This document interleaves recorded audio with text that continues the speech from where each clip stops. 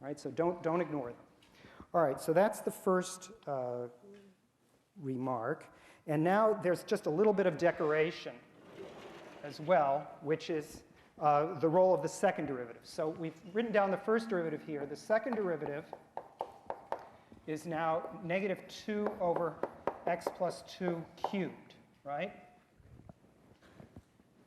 So right, I get that from differentiating this formula up here for the first derivative. And now, of course, that's also only works for x not equal to negative 2. And now we can see that this is going to be negative. Let's see, where is it negative? When this is a positive quantity, so when negative 2 is less than x is less than infinity, it's negative. And this is where this thing is concave. Let's see, did I say that right? Negative right. This is concave down. All right. And similarly, if I look at this expression, the numerator is always negative, but the denominator becomes negative as well when x is less than negative 2. So this becomes positive, right? So in this case, it was negative over positive. In this case, it was negative divided by negative. So here, this is in the range minus infinity less than x less than negative 2. And here it's concave up. All right, now again, this is just consistent with what we already guessed. And of course, we already know it in this case if we know that this is a hyperbola. That it's going to be concave down to the right of the vertical line, dotted vertical line, and concave up to the left. So what extra piece of information is it that this is giving us?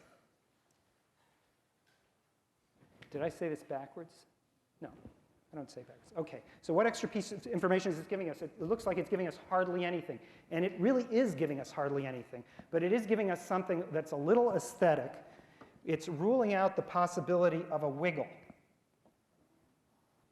OK, there isn't anything like that in the curve. OK, it can't shift from curving this way to curving that way to curving this way. All right, that doesn't happen. So this is, these properties say there's no wiggle graph of f. Okay. All right. So, question. Do we define increasing and decreasing based purely on the derivative, or the sort of more general definition of picking any 2 points and seeing? Because sometimes there can be an inconsistency between the two definitions. Okay. So the question is, in this course, are we going to define positive derivative as being the same thing as increasing? And the answer is no. We'll try to use these terms separately. What's always true is that if f prime is positive, then f is increasing. But the reverse is not necessarily true. It could be very flat. The derivative can be 0, and still the function can be increasing. Okay, the derivative can be 0 at a few places. Yeah, for instance, like a cubic, some cubics. All right, other questions?